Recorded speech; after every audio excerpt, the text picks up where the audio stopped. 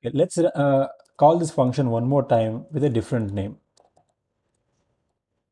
something like Paul, and run the program. See, we got two values, two print statements here.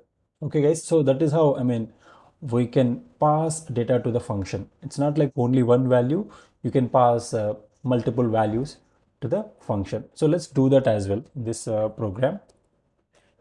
So instead of having I will define one simple function like let's say this function takes two numbers as an input and print the sum of those two numbers. I'm just showing this simple examples. Maybe you can do according to your needs.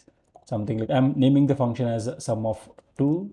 Okay, and this function accepts two values, two numbers. So I will say something like num1 and num2.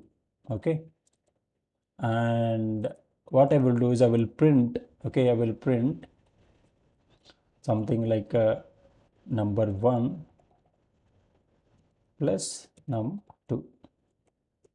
Okay, so now let's call this function sum of 2.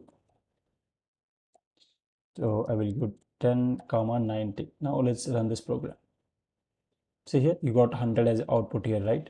So basically you can have, okay, we can have n number of parameters passed to the function. Okay, so but only thing we need to remember is while calling this function, we need to pass the same number of arguments. So whatever we defined in the function definition. Okay, so something like this. Okay guys, that's all for this video. Okay, so in the next video we'll discuss about what is a return statement and functions.